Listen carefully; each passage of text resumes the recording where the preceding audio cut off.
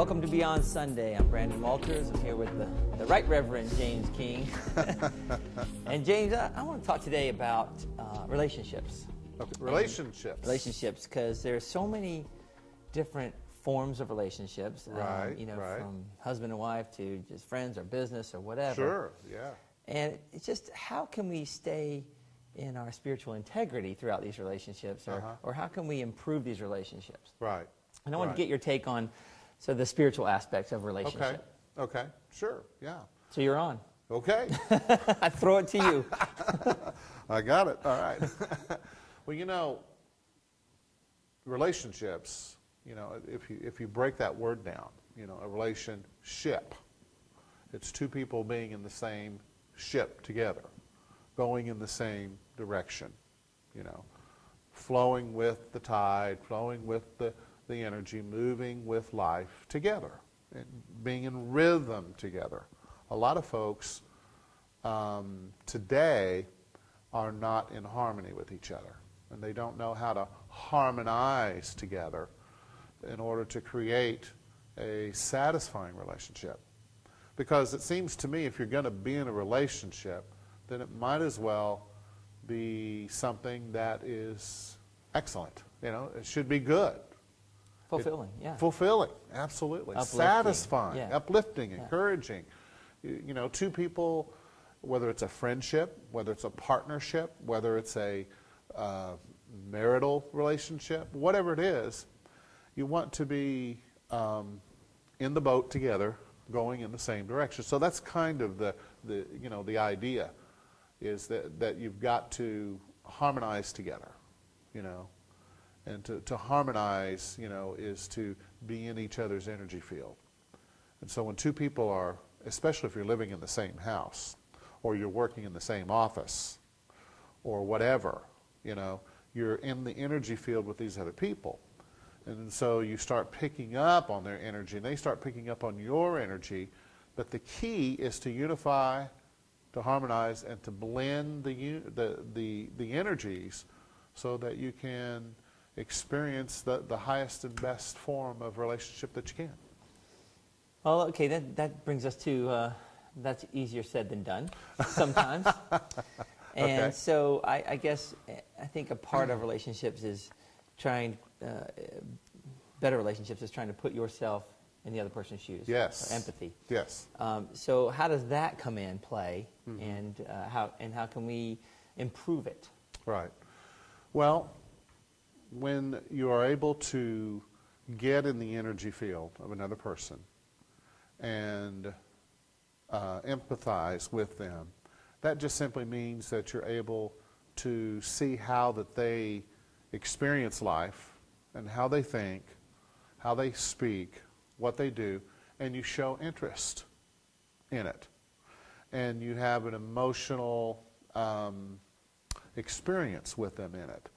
And so when they feel that you are with them, and that's important, people need to feel that you're with them. A lot of times we just say things like, well, I'm with you. Yeah. I got you back. Yeah. But you know, it's like the difference between sympathy and empathy, okay? Sympathy is just an intellectual idea. Sympathy, for instance, let's say you go to your favorite restaurant. All right, let's say just that it's a buffet, all right? Ooh, buffet. Yeah, there you go. All kinds of food, you know? And so you go into the buffet and you eat your food, and then you think, oh man, they have this great chocolate ice cream. And so you're thinking, man, I'm going to go over there, and they got this big bar, and I'm going to get me some chocolate ice cream off of that. And so you go over there, and there's a sign that says, out. Oh. All they have is vanilla. Oh, killer. There you go. And so you were excited about it. And so you look over and you see somebody that has a little name tag and says manager. And so you say to them, where's the chocolate ice cream? And the manager looks at you and says, we're out of it.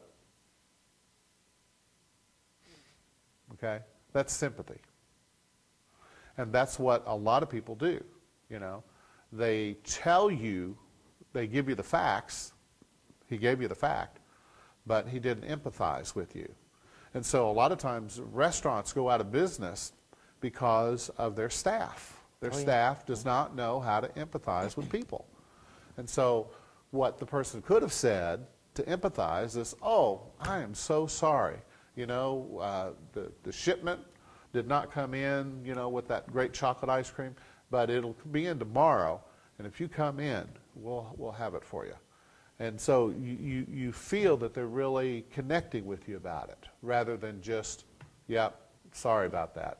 Yeah. You know, we have no ice cream. You see the difference? Yeah. So it's just a matter of, you know, showing that you feel what they feel. Yes. And you get that, you know, that must stink. You know, that Right. you were all geared up for Yeah. ice cream, man. Yeah. I'm feeling it a little right now. Can we get some Right. ice cream? Yeah. All right, break time. Randolph, can we get some ice cream? I'll be right back. Okay, thanks, Randolph. We'd have to cut, but that's all right. Yeah, right. I read in a book about relationships that each person, whatever relationship you have, the other person has all the things you want in them and all the things you don't want in them. Right. And you bring them out Yes. through your energy and through your Right. interaction and through your focus and Right. observation. Yes. Will you agree with that? Absolutely. Absolutely. People don't really understand what relationships are for. You know, we think that relationships are about the other person serving all of our needs. You know? And it's like, you know, I've talked to young couples. I've done a lot of weddings over the years, you know, and I talk to folks, and they're talking about, oh, you know, she's going to, you know, clean the house, and she's going to do this, and she's going to take care of that, you know. And it's like he's not marrying the person. He's marrying the, you know, the servant, the slave, you know. And so it's a thing where, you know, you have to learn to appreciate people for what they are. And the reason for the relationship is twofold. One, you get to help each other heal each other of your past, because most people have not had a good role model in relationships. They've had a negative role model. They've looked around. Many people come from broken homes. Many people come from homes where one is very open and loud, and the other is very quiet and reserved, and so there's a lot of confusion. And so in a relationship, if you can learn how to facilitate the other person and learn how to show them that you understand them, not perfectly, but just the idea that you feel their pain. You feel, you know, what it is that they've been through. And not fixing, because a lot of folks, especially men, we like to fix Oh, things. I don't know if it's especially men. I know women. Well, I could change him. Yeah, that's true. Yeah, It's not fixing it as much as, well, I'll change him into what I want. Right. Well, that brings me to another point. Like when you first get into relationships, and it doesn't even matter if it's just, you know, romantic or business or whatever. Mm-hmm. It seems like it's so much better in the beginning. It's like you're both focusing on, Right. You're so positively focused on all the positive things and how wonderful they are, and then it seems to, you know, it seems to just fade a little bit, or loses some of that. Right. What's going on there? Yeah, oxytocin. I don't. Is that what Rush Limbaugh was taking? No, that's OxyContin. Oh, sorry. Oxytocin is a chemical in the brain that is really what causes relationships to last. Because when you're in the feeling energy with another person, it releases oxytocin and other chemicals, the good feeling endorphins. And so you feel good when you're with that person, see? Mm-hmm. And so you always want to be in a good feeling relationship. That's the most important. Be on good solid ground with each other, you know, so that you know, I feel you and she feels you, you know, or whatever the relationship is. So that's very important. Very important. And once you get to that faded point, how can you? When the drugs wear off? Yeah, when the drugs wear off, exactly. Yeah. Yeah. Well, you have a choice. You can, because in the beginning, it's like you don't really know the person. And so you have an idealized idea of how you think they should be.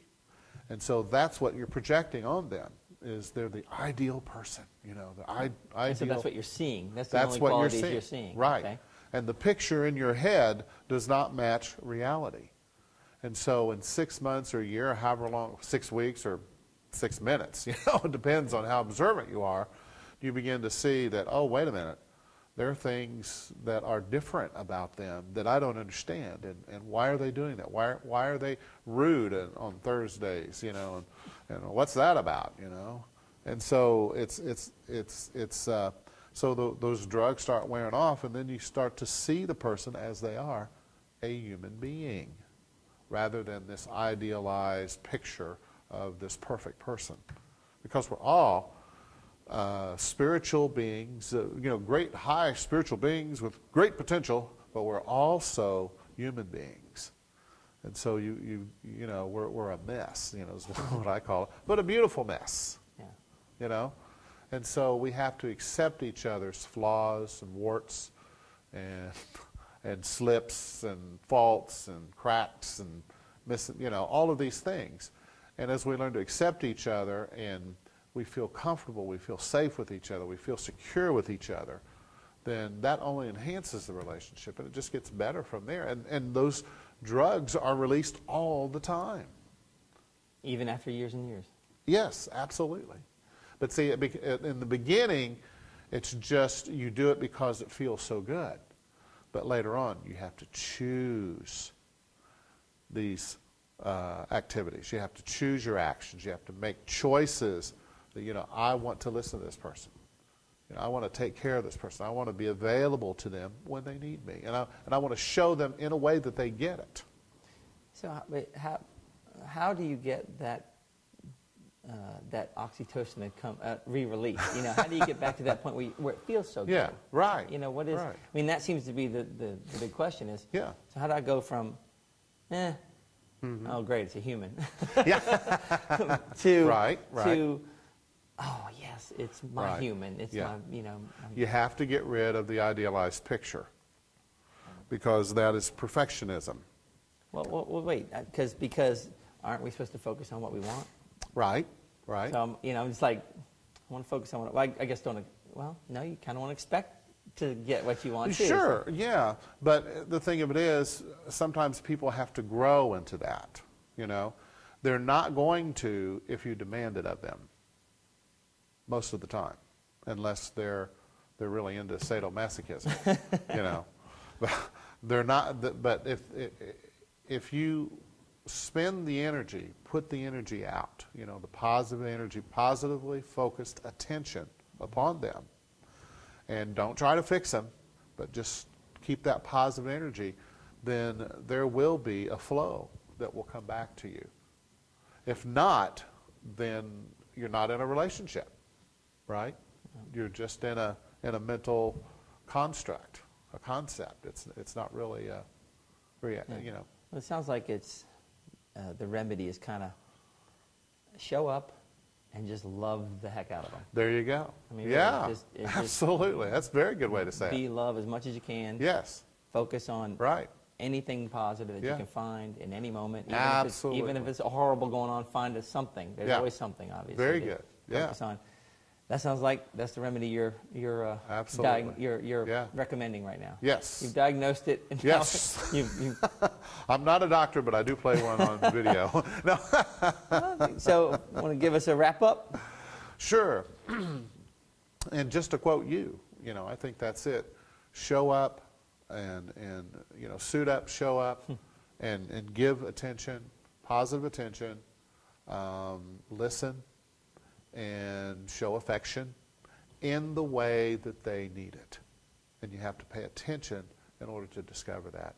Make a choice to be with them in the relationship, and then they will ultimately respond and be with you. Make sense? Absolutely. Good advice. Maybe not It's very simple, maybe not as easy to do, may take some work, but I think that's Right. that's part of the journey, and what makes it so valuable and powerful is. And you know when the you work start, put in. right Yesterday. now. Yesterday. Yeah, you just get started doing it. Yeah. And if you're doing 10% more than you were doing before, then you're going to get, more back. You're going to start to reap Because they're some going to reward. notice it. Yeah. People, it's not the big things, Yeah, it's the little things. Right? I hear you. So, good advice from Reverend James, and hopefully you'll take advantage of it. I know I'm going to start focusing on it myself, and we'll hope to see you next time. We'll be on Sunday. All right. Thanks for watching. Thanks. Thanks, Brandon.